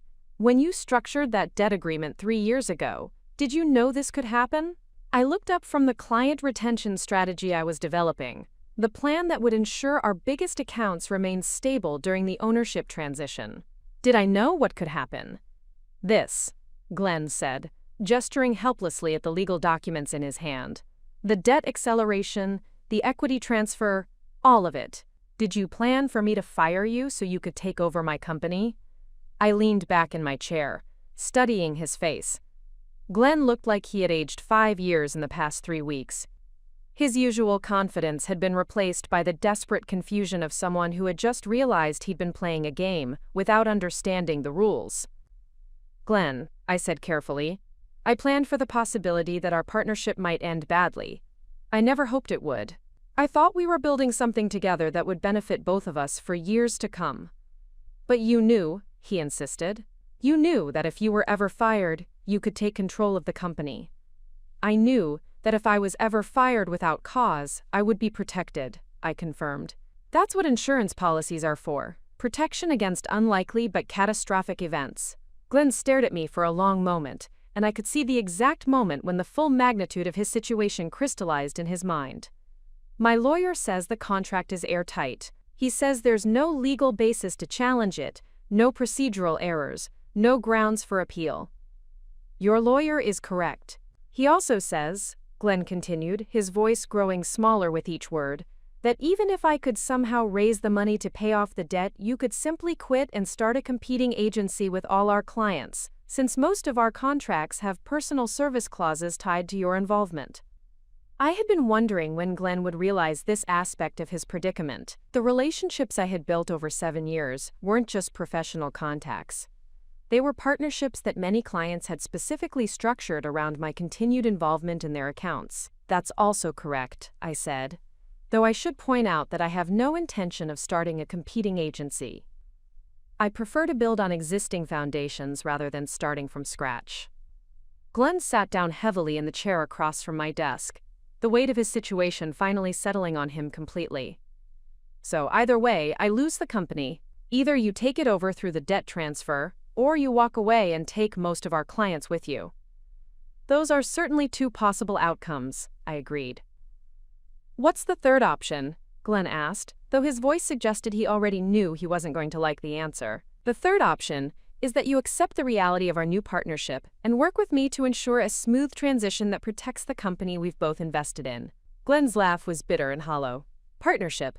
You mean I get to work for you? You get to work with me, I corrected. 49% ownership is still substantial. You'd still have significant influence over strategic decisions and a meaningful stake in the company's success. But you'd be the majority owner. You'd have final authority. Yes, I said simply. Just like you've had final authority for the past 7 years, even though I've been doing most of the work that generated our success. Glenn fell silent, staring out the window at the Chicago skyline that had once represented his domain as a successful agency owner. I could see him processing the reversal of fortune that was about to transform him from my boss into my business partner, and junior partner at that. I talked to Jennifer Morrison this morning, he said finally. From Morrison Hotels. I felt a flutter of anticipation. What did she say? She wanted to confirm that you'd be personally involved in their upcoming campaign launch. When I told her about the leadership transition, she made it very clear that their continued partnership depends on your direct involvement. Glenn's voice was flat, defeated. She actually used the phrase, non-negotiable requirement. This was exactly what I had expected, but hearing it confirmed was still satisfying. Jennifer and I have worked closely together for 5 years. We've built the kind of professional relationship that's based on trust and proven results. Tom Richardson called an hour later, Glenn continued. Same message. Lakefront Beverages considers you essential to their account. Then the Illinois Tourism Board. Then Riverside Banking. He looked up at me with something approaching awe. Hannah, they're not just loyal to you, they're specifically contracting for your services. That tends to happen when you consistently deliver exceptional results and build genuine partnerships instead of just processing transactions. Glenn shook his head slowly. I never realized how much of our client base was personally tied to you rather than the agency brand. That's because you've spent the past few years taking credit for work you didn't do and relationships you didn't build, I said, though my voice remained professional rather than accusatory. It's easier to maintain the illusion of leadership when someone else is doing the actual leading. So what happens now? Glenn asked. Assuming I can't raise the money, which we both know I can't, what does this transition actually look like? I pulled out a folder I had been preparing for exactly this conversation. I've been developing a restructuring plan that would ensure continuity for our clients, job security for our employees, and a strategic vision that builds on our existing strengths. Glenn accepted the folder with the resignation of someone who no longer had any choice in the matter. You're gonna fire me, aren't you? Glenn, I said, leaning forward slightly. I'm going to do something you apparently never considered doing with me. I'm going to evaluate your contributions objectively and find the role where you can add the most value to our shared success. He opened the folder and began reading, his expression shifting from resignation to surprise as he saw the detailed transition plan I had developed. Creative Director, he read aloud. You want me to be Creative Director? You're actually quite good at the creative aspects of our business, I said honestly. Your problem has never been lack of creative vision. Your problem has been thinking that creative vision alone was sufficient to run a successful agency. Glenn looked up from the documents with an expression I couldn't quite read. You're not going to humiliate me. Why would I humiliate you? That would be bad for business, bad for morale, and bad for our clients. I'm going to put you in a position where you can succeed while ensuring that the company continues to thrive. For the first time in 3 weeks, Glenn's expression showed something other than panic or desperation. "Hannah," he said quietly, "I think I'm beginning to understand why our clients trust you more than they trust me." "It's simple," I replied. "I focus on what's best for the work, rather than what's best for my ego." Glenn closed the folder and stood to leave, then paused at the door. "When does this transition become official?" 18 days, I said, "unless you can find $3.8 million between now and then." As Glenn left my office, I could see Sienna through the glass partition, still arranging her desk accessories and apparently oblivious to the fact that her tenure as creative director was about to be the shortest in corporate history. In 18 days, I would walk into this office as the CEO of Meridian Creative, and Glenn Parker would learn that sometimes the best revenge is simply proving you never needed them to be in charge to begin with. The next 2 weeks passed in a strange sort of suspended animation. Glenn moved through the office like a ghost of his former self, going through the motions of leadership, while knowing that each day brought him closer to losing everything he thought he owned. His expensive suits hung looser on his frame, and the confident swagger that had once defined his presence had been replaced by the careful movements of someone trying not to shatter what remained of his world. Sienna, meanwhile, remained blissfully unaware of the tectonic shifts happening around her. She continued her enthusiastic preparations for a role she would never truly hold, creating PowerPoint presentations about millennial marketing strategies, and scheduling meetings with clients who had already made it clear they wouldn't work with anyone but me. I watched it all unfold with a mixture of satisfaction and professional detachment. This wasn't about cruelty. It was about consequences. Glenn had made his choice when he decided I was disposable, and now he was learning that some decisions carry a price higher than anticipated. On Tuesday of the final week, Glenn made one last desperate attempt to change the outcome. He appeared in my office doorway at 6 p.m., after most of the staff had gone home, carrying a bottle of expensive whiskey and wearing the expression of a man about to beg for his life. "Hannah," he said, settling into the chair across from my desk without invitation. "I've been thinking about everything that's happened, about the mistakes I made." I looked up from the transition timeline I was finalizing. "What kinds of mistakes?" "All of them," Glenn said, pouring 2 glasses of whiskey, despite the fact that I hadn't asked for one. "Firing you was the stupidest decision I've ever made. Promoting Sienna was arrogance. Not reading that contract carefully enough was criminal negligence. I accepted the glass he offered but didn't drink. Those are certainly accurate assessments." "There has to be something I can offer you," Glenn continued, his voice carrying the desperation of someone making a final plea. "Some arrangement that doesn't involve me losing control of everything I've built." "Glenn," I said gently, "you lost control of everything you built the moment you signed that contract 3 years ago. You just didn't realize it until now." He drained his whiskey in one gulp and refilled the glass immediately. "I could make you CEO while keeping majority ownership. We could restructure the debt as a long-term loan with reasonable payments. I could give you complete operational control." "Why would I accept a long-term loan when I can own the company outright in 6 days?" I asked, genuinely curious about his reasoning. Glenn was quiet for a long moment, staring into his whiskey as if it might contain answers. "Because somewhere in the past 7 years I thought we were friends." The admission hung in the air between us, and for a moment I felt something that might have been regret. Not regret for what I was doing. Glenn had earned every consequence he was facing, but regret for what we could have been if he had valued partnership over control. "We were friends," I said finally. "That's what made your decision to fire me so disappointing. Friends don't dispose of each other when they become inconvenient." Glenn finished his second whiskey and stood to leave, recognizing that his final appeal had failed. 6 days, he said, as much to himself as to me. 6 days, I confirmed. As he reached the door, Glenn turned back one last time. "Hannah, when this is over, what happens to Sienna?" I had been wondering when he would ask about her. "That depends on whether she's genuinely interested in learning the business, or just interested in the title and the relationship with you." Glenn nodded slowly. "She's not ready for this level of responsibility." "No," I agreed, "she's not. But that was your decision to make, and you made it." After Glenn left, I sat alone in my office, looking out at the Chicago skyline that would soon represent my domain rather than his. In 6 days, I would walk into Meridian Creative as its new CEO, and the 7-year journey from grateful employee to majority owner would be complete. Glenn had thought he was upgrading his team.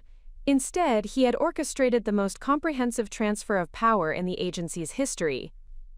And the beautiful irony was that he had done it all to himself. Friday morning arrived with the weight of inevitability.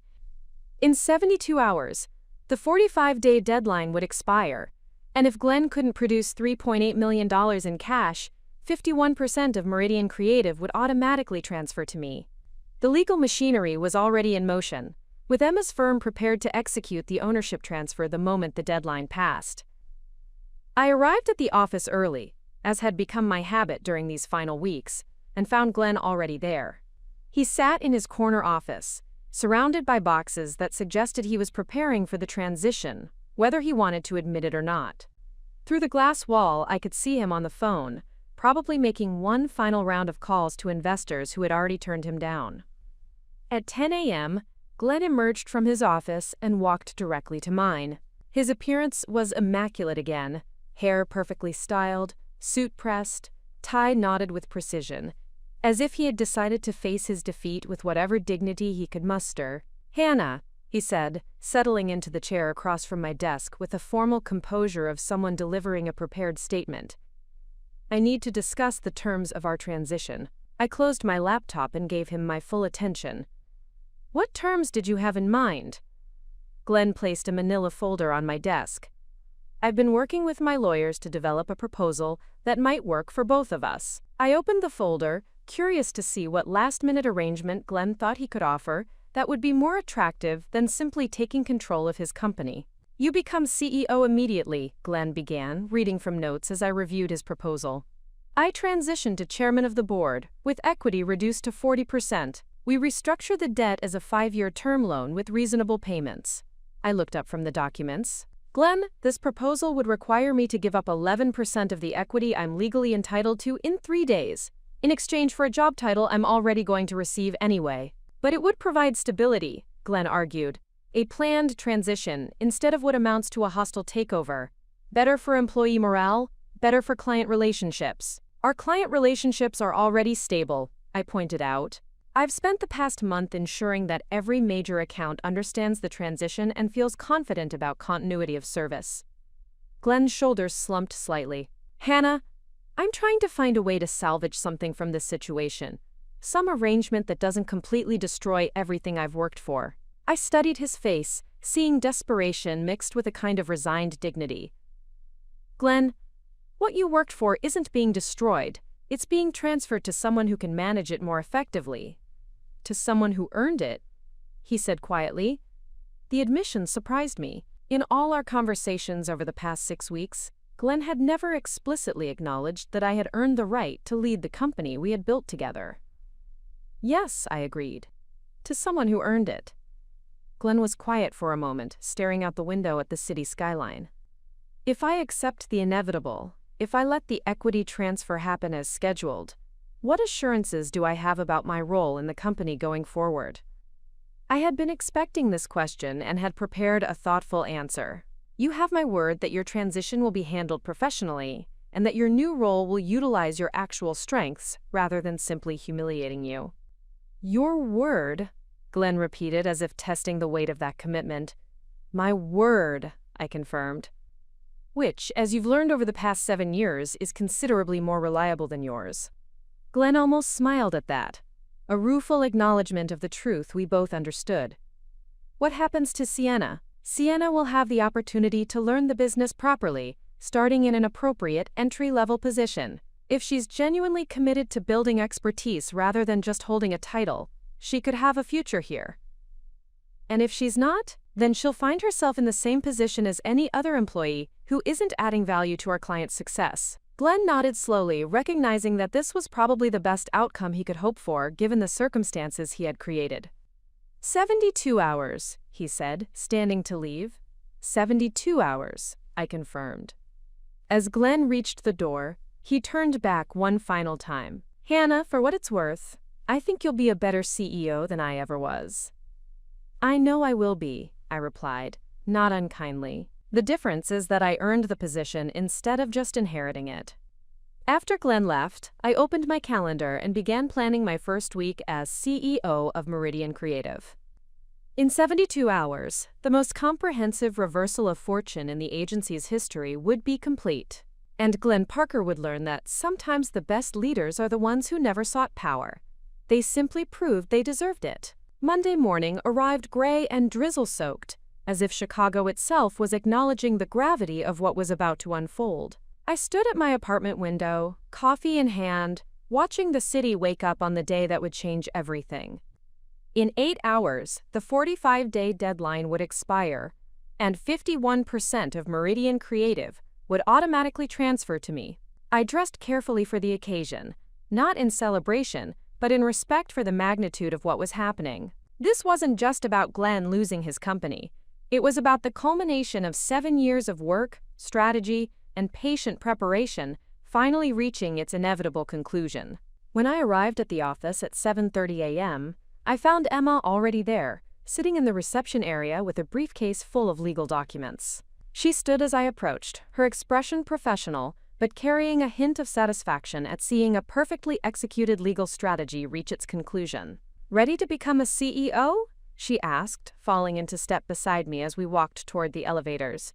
"I've been ready for 3 years," I replied. "I just didn't know it would happen this way." Glenn was already in his office when we reached the executive floor, and through his glass wall I could see him sitting motionless at his desk, staring at nothing. He had the hollow look of someone who had spent the night accepting an unchangeable reality. At exactly 9 a.m., Emma and I entered Glenn's office. He looked up as we entered, his face composed but resigned. "Emma Chen, representing Hannah Walsh," Emma said, settling into one of Glenn's leather chairs and opening her briefcase with practiced efficiency. "I believe you know why we're here." Glenn nodded slowly. "The deadline expires in exactly 8 hours.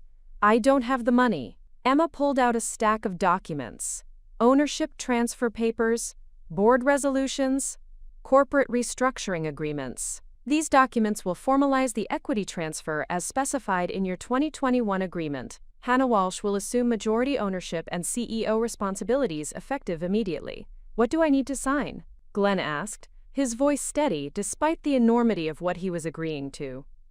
Emma spread the papers across Glenn's conference table, methodically explaining each document. "Transfer of equity interests. Board of Directors restructuring. Corporate officer appointments." Glenn listened with the focused attention of someone determined to understand exactly how he was losing everything he thought he owned. "This document," Emma said, pointing to a specific page, "officially transfers 51% of Meridian Creative to Hannah, making her the majority shareholder. This one restructures the board with Hannah as chair and CEO, and this one defines your new role as creative director, reporting to Hannah." Glenn picked up a pen, weighing it in his hand as if it contained his entire future. "Before I sign these," he said, looking directly at me, "I need to ask you something." "What?" "Are you going to destroy what we built together?" I considered the question carefully. "No, Glenn. I'm going to improve it. I'm going to take everything good about Meridian Creative and make it better, while eliminating the weaknesses that have held us back." "My ego being the primary weakness?" he asked with surprising self-awareness. "Your ego," I agreed, "and your inability to distinguish between owning something and actually running it." Glenn signed the first document, then the second, then the third. With each signature, he was formally transferring control of his life's work to the woman he had tried to discard 6 weeks earlier. "There's something I need to tell the staff," Glenn said after signing the final page. "About what happened, about why this is happening." "What are you going to tell them?" Glenn looked out at the workspace where 60 employees were going about their morning routines, unaware that their CEO had just become their former CEO. "The truth, that I made the worst business decision of my life when I tried to fire the person who actually built this company." Emma gathered the signed documents, officially completing the most comprehensive transfer of corporate power in Meridian's history. "Congratulations, Hannah," she said. You're now the majority owner and CEO of Meridian Creative. I felt a strange calm settle over me. After 6 weeks of legal maneuvering and strategic planning, the moment had finally arrived. I wasn't Glenn's employee anymore. I wasn't his partner. I was his boss. "Thank you, Glenn," I said, standing to leave, "for making this necessary." As Emma and I left Glenn's office, my former office, I could see the curious stares of employees who were beginning to realize that something significant had just happened. In 1 hour, I would call an all-staff meeting to announce the transition. But first, I needed to move into the corner office that had always been my destination, even when I didn't realize it. Glenn Parker had thought he was replacing me with someone better. Instead, he had created his new CEO. At 11 a.m., I stood before the entire staff of Meridian Creative in our main conference room, looking out at 60 faces that reflected curiosity, concern, and barely concealed excitement. Word had spread quickly that something major was happening, and the sight of lawyers, signed documents, and Glenn's unusually subdued demeanor had fueled speculation throughout the morning. Sienna sat in the front row, still blissfully unaware that her brief tenure as creative director was about to end before it had truly begun. She had spent the morning rearranging her desk and planning what she called innovation workshops, completely oblivious to the corporate earthquake that had just reshaped her world. "Good morning, everyone," I began, my voice carrying the calm authority I had been preparing to use for weeks. "I know there have been questions about some changes happening at the leadership level, and I wanted to address those directly." Glenn sat in the back corner, having specifically requested that position so he could observe without becoming the focus of attention. He looked smaller somehow, diminished not just by the loss of power, but by the recognition of how thoroughly he had outmaneuvered himself. "Effective immediately," I continued, "I have assumed the role of CEO and majority owner of Meridian Creative. Glenn Parker will transition to creative director, where his talents and vision can be most effectively utilized." The room erupted in surprised murmurs and whispered conversations. Several employees looked between Glenn and me, trying to process this dramatic reversal of the company hierarchy they had known for years. Jody, our office manager, raised her hand tentatively. "Hannah, what does this mean for our current projects and client relationships?" "Excellent question," I replied. "All current projects will continue without interruption. Our client relationships remain stable and strong. In fact, most of our major clients specifically requested that I maintain direct involvement in their accounts, so this transition actually strengthens those partnerships." I could see relief spreading across faces throughout the room. The fear that had been building over the past few weeks, fear about job security, company stability, and uncertain futures, was beginning to dissipate. "What about reporting structures?" asked Mike, one of our senior account managers. "Great question. Glenn will oversee all creative development and brand strategy. I'll handle overall operations, client relationships, and business development. For most of you, your day-to-day responsibilities won't change significantly." Tom from our digital team raised his hand. "How did this transition happen so quickly?" I glanced briefly at Glenn, who nodded almost imperceptibly, his permission to tell the truth. "This transition has been in development for several weeks," I said carefully.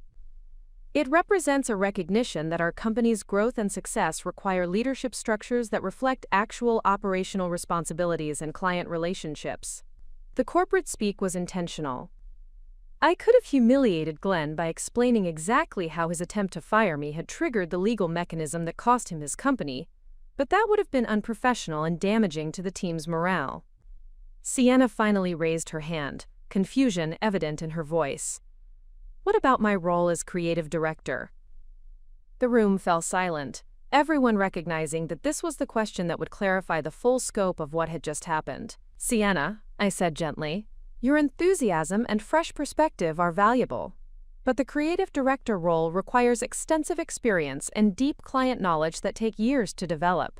We'll be restructuring your position to focus on areas where you can learn and grow while contributing meaningfully to our success." I could see the exact moment when Sienna realized that her rapid promotion had been reversed even more rapidly than it had been granted. Her face went through several expressions: confusion, disappointment, then something that might have been relief at not having to live up to responsibilities she'd never been qualified for. "Are there any other questions about this transition?" I asked, scanning the room. Jennifer from our strategy team spoke up. "Hannah, what's your vision for Meridian's future?" I smiled, feeling the weight and excitement of that question. "Our vision is to build on everything that's made us successful while pushing ourselves to become even better. We're going to continue developing innovative campaigns, building strong client partnerships, and maintaining the collaborative culture that makes this such a great place to work." After answering a few more questions, I dismissed the meeting, watching as employees filed out with expressions that ranged from excited to relieved to quietly amused. Several people approached Glenn to shake his hand or express support for his new role, which I took as a positive sign for the transition ahead. As the room emptied, Glenn approached me with an expression I couldn't quite read. "That was generous," he said quietly. "You could have destroyed me in front of everyone." "Destroying you would have been bad for business," I replied. "I'm interested in success, not revenge." Glenn nodded slowly. "For what it's worth, I think they're excited about this change." "They should be," I said. "We're about to become everything this company was always capable of being." As I walked toward my new corner office, the office that had always been my destination, even when I didn't realize it, I felt a sense of completion that had nothing to do with revenge and everything to do with justice. Glenn had tried to replace me with someone he thought was better. Instead, he had simply made me his boss. 6 months later, I stood in the same conference room where Glenn had tried to fire me, looking out at a transformed company that had exceeded every projection I'd made during the transition. The morning light streaming through the floor-to-ceiling windows illuminated award certificates, client testimonials, and growth charts that told the story of what Meridian Creative had become under actual leadership. Glenn knocked on my office door, carrying the Morrison Hotel's campaign proposal that would secure our largest contract renewal in company history. His transition to creative director had been smoother than either of us had anticipated.